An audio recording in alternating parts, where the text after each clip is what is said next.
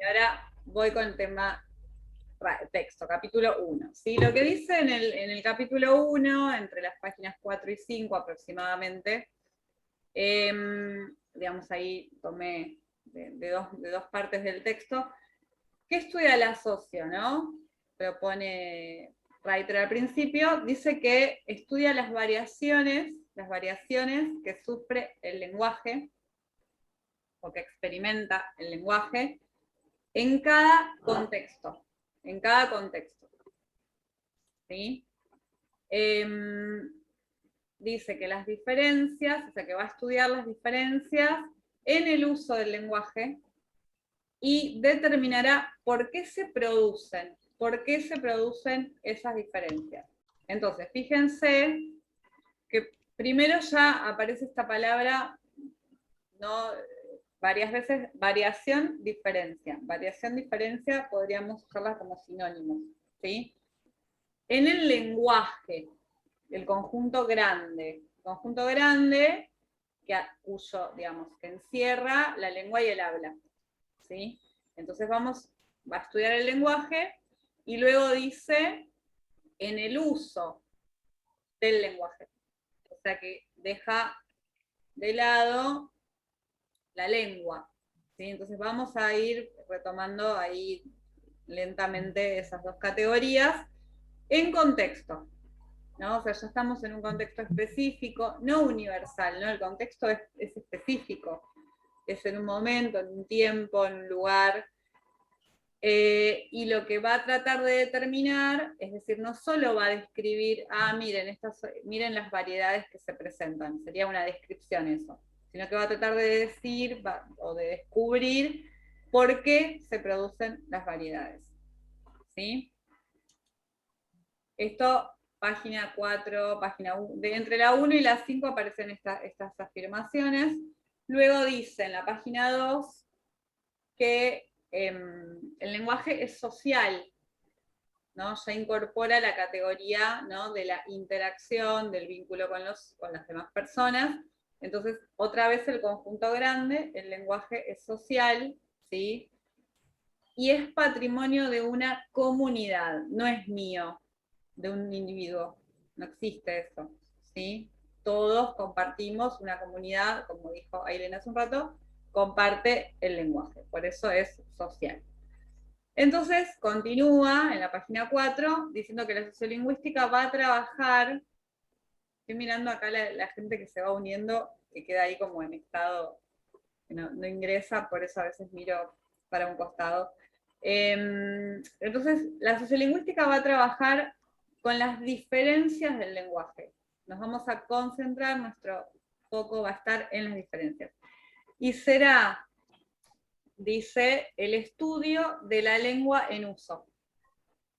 ¿No? Va especificando, va a decir, bueno, vamos a estudiar las diferencias, lo inestable, dijiste una palabra interesante hace un rato, Aile, para decir esto de las diferencias. Bueno, esto que se mueve, ¿no? Que está todo el tiempo en movimiento. ¿Que no son uniformes? Puede ser, no sé, no me acuerdo, era una palabra, no dos palabras. Bueno, no importa. Para definir que... Esto, las diferencias, no importa, ya nos va a venir, Pero, digamos, va a estudiar las diferencias del lenguaje, será, digamos, el estudio de la lengua en uso, lo que vamos a hacer, lo que va a estudiar la sociolingüística, y va a explicar por qué se dan esas diferencias. Esto lo repite varias veces en el texto, pero la idea es esta, ¿no? La sociolingüística trabajará con las diferencias del lenguaje, será el estudio de la lengua en uso, y va a explicar, dar una explicación de por qué pasan, ¿no? Entonces ahí va a aparecer, por qué pasan las diferencias, van a aparecer los factores sociales, las razones sociales, ¿sí? No psicológicas, ¿sí? No individuales, sino sociales. El grupo en el que estoy, el grupo etario, el barrio donde vivo, o sea, no yo solo, sino la cuestión grupal como permea el uso. Bien, Entonces dice, para poder hacer este estudio de las diferencias en el uso del lenguaje, debemos entender qué es lo que varía. ¿Sí? ¿Qué es lo que, en dónde, qué hay, digamos, qué es lo que genera diferencias? ¿Sí? ¿Qué es lo que puede establecer esas diferencias? Por ejemplo, la edad puede establecer una diferencia en el uso del lenguaje. ¿Sí? El acceso o el nivel educativo, la región, ¿no? Bueno, el género, la ideología, distintas razones que vamos a ir escarbando, escarbando, escarbando, profundizando para decir, pero ¿por qué dijo fuiste y no dijo fuiste? No vamos a estar, ay, mirá, dijo fuiste. No, vamos a estar tratando de, o sea, no estigmatizar, ni discriminar, ni ejercer poder, sino comprender qué pasa allí y cómo choca con la enseñanza de lo estándar. Y por qué nosotros defendemos la enseñanza de la lengua estándar. Y ahí empiezan los dilemas existenciales, ¿no? Ser agentes del poder, sí o no, por qué. Ailén, ¿estás diciendo algo? Habilita el Decía yo de cuestionarnos por qué somos reproductores de sentidos hegemónicos. O sea, lo decía así como ya de memoria. sí. Pero es que en realidad bueno, por lo que se parte también en el texto de Reiter. De hecho, retoma lo que dijo Romina de Alf, porque justamente cuando Reiter está explicando estos dichos, da cinco definiciones. Él dice justamente esto, de que uno va repitiendo esas cosas y que cualquiera de nosotros las utilizó, las escuchó. Bueno, nada, y eso era lo que iba pronunciando con el Claro, micrófono apagado. todos los que estamos acá trabajamos o trabajaremos enseñando lengua y literatura. Esto aplica para literatura también, para el Martín Fierro, para todo lo que estamos viendo en Argentina, acá aparece, o sea, muy vinculado, ¿no? La civilización y la barbarie, quién dice, quién establece qué es lo correcto y lo incorrecto, bueno, lo establecen los grupos de poder. Entonces, tratar de encontrar el sentido de enseñar lo estándar, porque si no, estamos solamente aplicando ahí, bueno, esto es lo que hay que hacer, pero conocer de dónde viene, por qué, para qué, y bueno, problematizarlo. Por eso tenemos estas herramientas que nos proporcionan estos otros estudios del lenguaje, ¿no? Entonces, Profe, sí, perdón, pero nosotros como docentes, en cuanto a la enseñanza de la lengua estándar, ¿no? No tenemos que mostrar justamente eso, el abanico de posibilidades, ya sea en la literatura, en el lenguaje, y ellos como hablantes elegirán después qué forma, porque justamente nos adecuamos a los usos. Entonces es como que converge toda la teoría, perdón, en mi discurso, pero voy uniendo pedacitos de todos lados, y es como que todo tiene un gran sentido para mí, pero no sé si se está estableciendo tipo en general. Perdón si soy como no, es pesada, que compás. claramente, en efecto, nosotros, cuanto más la caja de herramientas, es como si yo tengo un martillo y tengo un martillo y puedo hacer lo que se hace con el martillo. Puedo rebuscarme a ver si puedo hacer otras cosas con el martillo, pero digo, cuanto más herramientas específicas y las conozco, o con, ¿no? La receta, es como la metáfora de la receta de cocina, o sea, si yo pongo en cualquier momento cualquier elemento, cualquier componente de la receta, y bueno, va a salir como salga. Sin embargo, nosotros estamos dentro de las instituciones, no estamos en educación alternativa, o no sé, porque la educación popular también igual está institucionalizada. Entonces, esto es un dilema. Esto debe ser, me tengo que preguntar qué estoy haciendo. Bueno, me parece a mí, ¿no? Cada uno después hará. Pero de algún modo nosotros estamos diciéndole a todas las personas que las cosas son de este modo, al modo RAE. Ya no, yo sé que no hacemos eso, pero digo, en general, y cuando yo revise los trabajos, bueno, voy a revisar de acuerdo a las normas del español, dice el criterio de evaluación, ¿no? Entonces, esto es una contradicción que tenemos, y bueno, hay que ver cómo la articulamos, ¿sí? Pero acá la situación, después, ahora cuando avancemos en el texto, podemos generar estigmatización, colonización, pérdida de la identidad, solo si ejercemos el poder con el lenguaje y ni hablar. Observar el lenguaje sirve para observar todas las prácticas humanas. Lo mismo que hacemos con el lenguaje, hacemos con todo lo demás.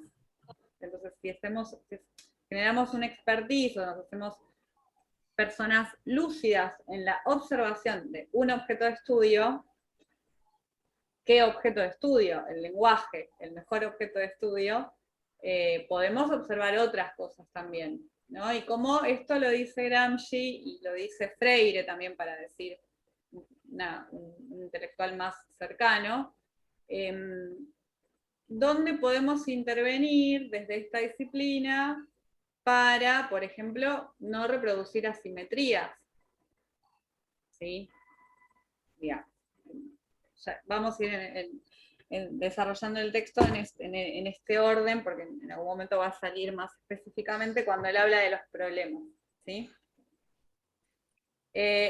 Nos incomoda, y es lo que debe pasar, porque luego tomaremos cartas en el asunto, tomaremos alguna dirección. No sé si es la mejor, la peor. Hola. El público que se va sumando, los fans de sociolingüística. Bueno, entonces, ¿dónde me quedé? Dice que hay que definir, que debemos entender qué varía y qué es lo que puede generar esas diferencias, ¿no? Creo que nos quedamos ahí. Eso es lo que hace la sociolingüística. Entonces, define el objeto. Definir el objeto para delimitarlo y saber qué es lo que voy a estudiar. Define lenguaje, ¿sí? Y toma la definición de Sapir, el lingüista antropólogo Edward Sapir, y ya cuando uno incorpora una cita de alguien, por algo la incorpora, es porque seguramente la va a apoyar o la va a discutir, ¿no? En algún momento hay que pensar. Acá Reiter está hablando toma la definición de Sapir y no toma la de Saussure, ¿sí? La va a tomar luego para dar cuenta de esa categoría abstracta que es lengua. Pero dice que Sapir define el lenguaje en la página, me parece que está en la 4, como un método exclusivamente humano. Acá para vos, Romina, después anda a discutirle a Sapir. Bueno, un método exclusivamente humano y no intuitivo. Hay una sistematización, ¿no? Acá. De comunicar ideas, emociones y deseos, humanidad pura, ¿sí? Subjetividad pura, por medio de un sistema. Aparece la subjetividad en ideas, emociones y deseos, y aparece lo colectivo en la idea de comunicar, interacción, ¿no? Por medio de un sistema de símbolos, producido de manera deliberada. Peirce, ¿sí? Es decir, hay una convención, ¿no? Generamos ahí este sistema de símbolos para achicar esas millones de representaciones que tenemos, ¿no?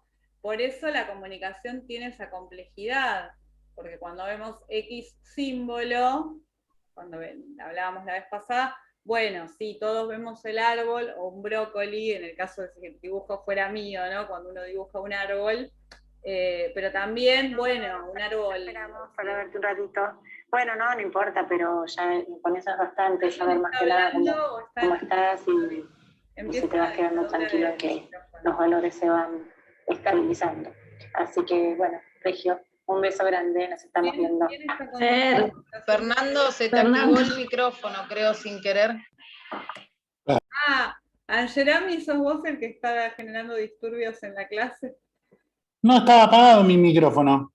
¿Qué pasó? No, escuchamos todo el Estábamos audio. escuchando. Ay, perdón. ¿Tenés un handy? No. Se ve que está el Bluetooth del celular conectado al Bluetooth de la compu. Ah. Estábamos escuchando situaciones graves, por favor. Ay, perdón. Bueno, Pablo Leiva también, no puedo silenciar. Bueno, traten de. Después para hablar sí habilitemos, pero. Bueno, entonces. Toma la definición de Sapir, ¿sí? Vincula el lenguaje de lo humano a la capacidad simbólica. Obviamente Sapir era antropólogo, los antropólogos siempre van a hablar de esta capacidad de simbolizar que tenemos los humanos, y, digamos, menciona la función comunicativa, ¿sí? Pero está hablando del lenguaje todavía, de ese conjunto, todavía no está desglosando uso y lengua, ¿sí?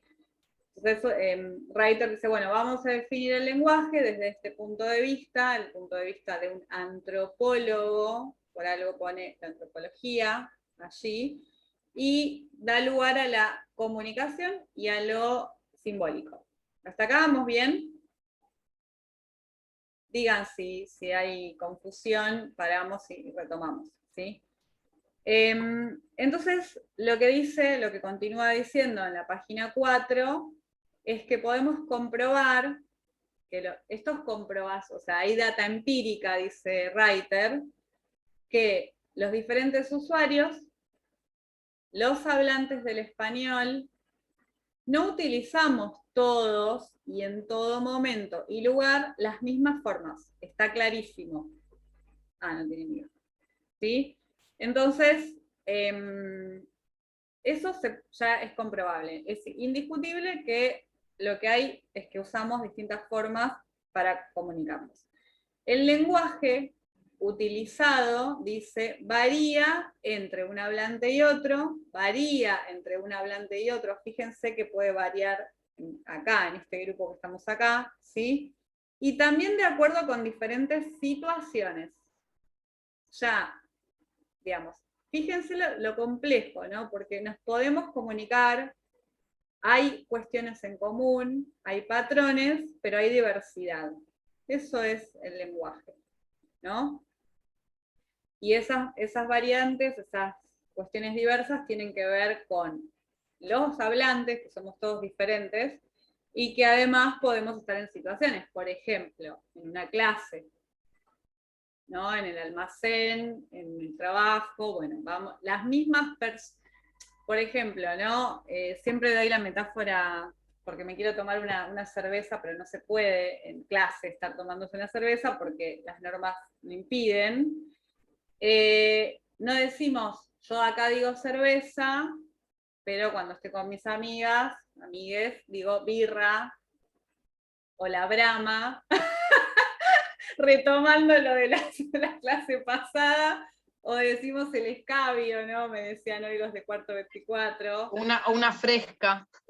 Bueno, una fresca, ¿no? Entonces ahí, la misma persona digamos, que ha accedido, acá estamos todos en nivel superior, hemos accedido a la formación superior, tenemos un rango, ¿no? De opciones de clases de palabras, o sea, de distintos sustantivos que forman un campo semántico y los vamos usando de acuerdo a situaciones y al hablante, porque puede haber un hablante que nunca use birra y que conozca la palabra birra. Nosotras con Estefanía en el comentario habíamos hablado más o menos de algo así, y que Internet también es otra región,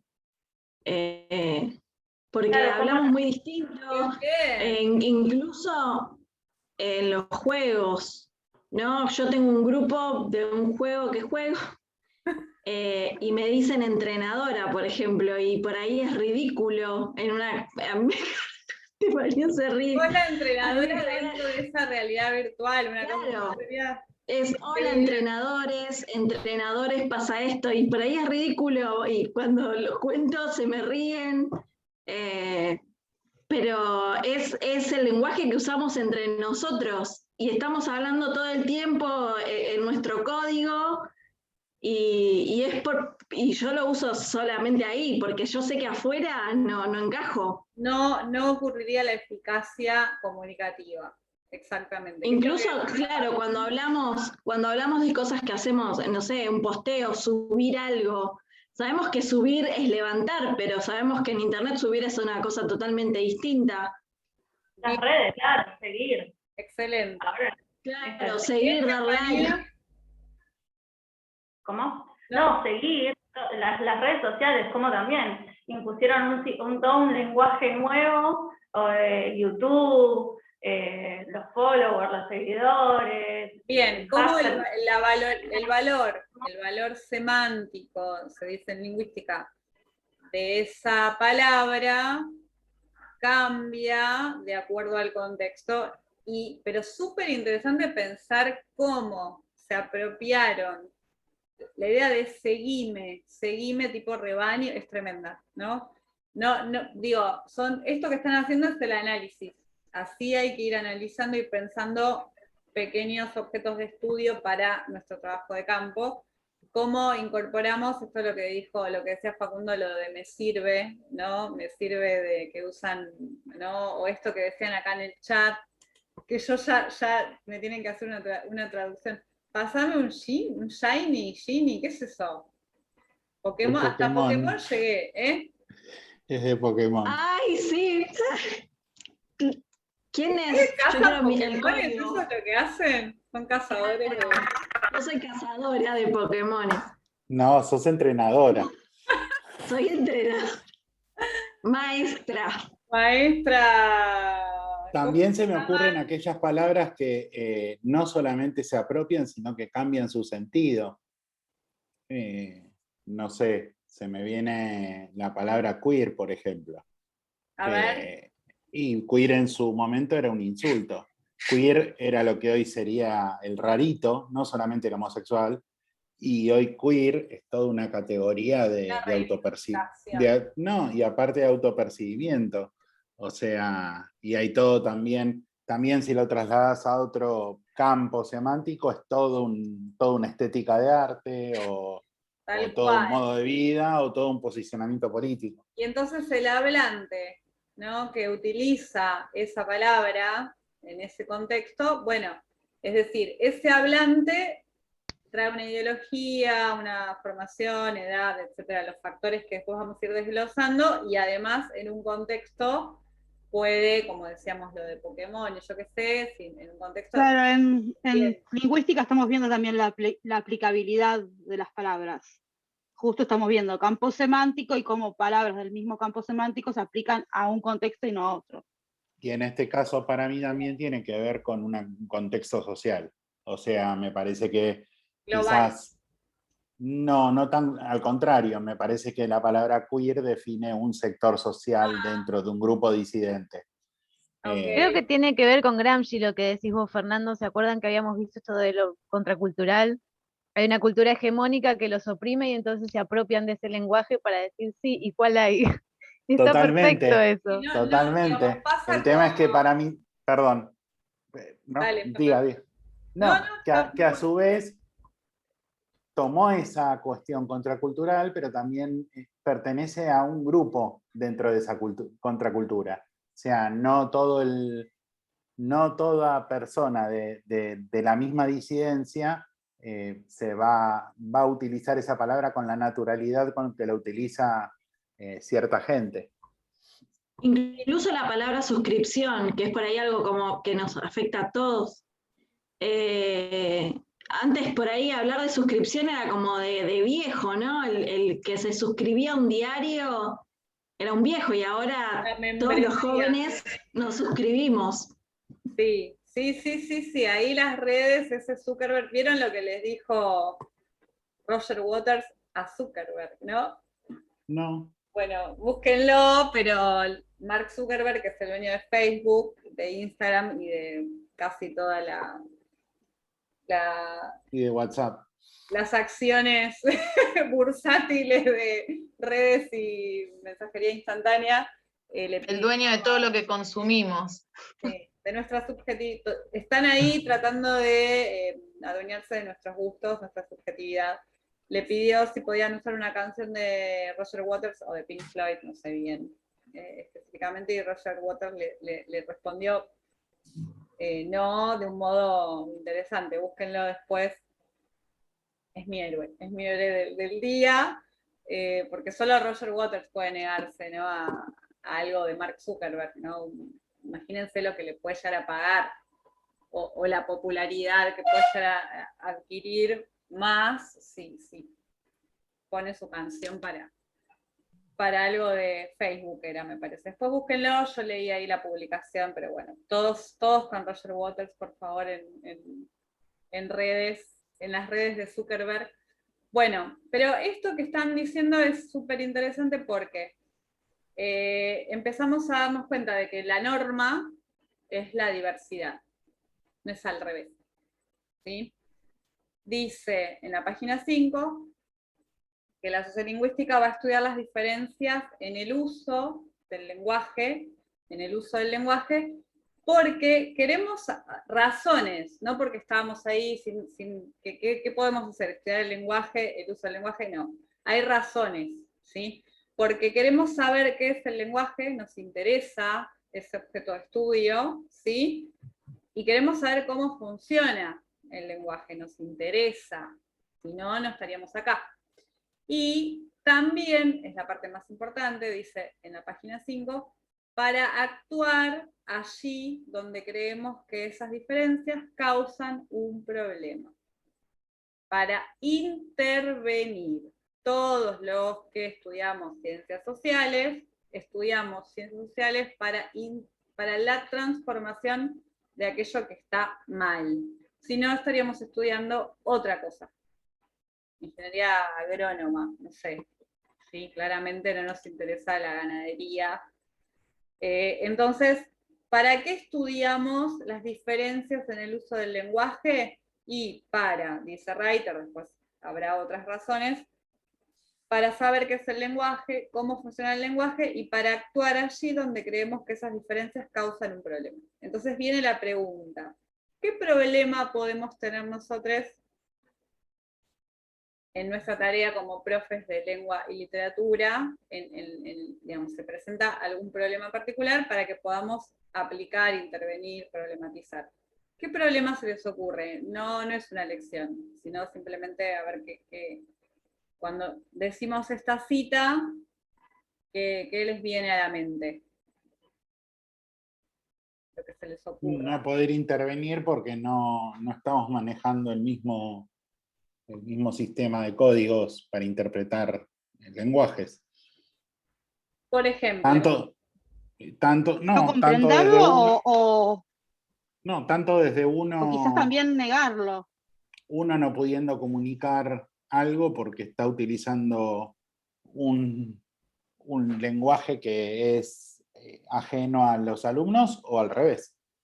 Bien. Hay un ejemplo, profe. Criminalizar la forma de cómo habla otro. A ver, el prejuicio también es el prejuicio, criminalizar cómo habla el otro es lo que nos ciega. Digo una cosa que me viene ahora con lo que están diciendo, y ahora te dejo, Facundo. Pensaba, ¿no? Primero que solemos estigmatizar a las personas por el uso del lenguaje, ¿sí? Lo hacemos, es tremendo, pero además podemos estigmatizar a las personas por todo, por cómo se viste, por cómo se peina, por cuánto pesa, qué color de... O sea, es una práctica que cuando uno empieza a observar lo que hacemos con el lenguaje, bueno, empezamos a ver qué sentido tiene estigmatizar a alguien por cómo está vestido, de dónde vienen todas esas cuestiones que tienen que ver con las asimetrías que aparecen. O sea, si podemos estigmatizar desde el lenguaje, podemos estigmatizar desde todos los ángulos posibles. Y una posible respuesta es que viene del higienismo propio del inicio de la educación. En la Argentina. Exacto, encontrarlas explicas, porque fíjense que nosotros llevamos, practicamos, ¿no? Hacemos las cosas, las hacemos. Pero lo que estamos tratando de hacer y que hace la ciencia es encontrar la razón. Data, que se repita, que diga, mira, la razón, como hizo Fernando recién, decir, creo que se están matando en el edificio, decir por qué, por ejemplo, estamos obsesionados con cómo se viste o estigmatizamos a las personas que se visten de un modo en particular. ¿Sí? Entonces uno va diciendo, puede ser que tenga que ver con distintas cuestiones. Por supuesto que la cultura argentina, ¿no? Las clases sociales, la cuestión global de lo, digamos, la burguesía como discurso hegemónico que nos dice cómo hay que comportarse siempre en todos los órdenes, aparece, ¿no? Pero si podemos verlo en el lenguaje, podemos decir, ¿qué sentido, qué gano estigmatizando a una persona por el uso del lenguaje? ¿Qué subyace ahí? ¿Sí? Bueno, Facundo, te toca. Qué interesante todos los aportes, ¿no? No, se me venía una de los pasajes del texto de Reiter, cuando daba algunos ejemplos, ¿no? Esto que se utiliza tanto dentro del aula, que lo hemos vivido nosotros como estudiantes, y quizás alguna vez también con algún colega, incluso, bueno, no lo recuerdo, pero quizás también alguno en la práctica lo ha dicho, esto de hablen correctamente, ¿no? Entonces, cuando nosotros estamos haciendo eso y estamos negando otra posibilidad de hablar, otra forma de comprendernos, estamos siendo reproductores del aparato dominante. Es decir, estamos perpetuando justamente lo hegemónico. Por eso... Anoten, perdón, Facundo, esta palabra de perpetuar, o sea, no podemos salir de ahí, y nosotros lamentablemente a veces abonamos a eso. Sí, nos transformamos en reproductores, meros reproductores de algo que nosotros estamos justamente en esta clase, por ejemplo, de alguna manera parándonos de manos frente a todo ese aparato, ¿no?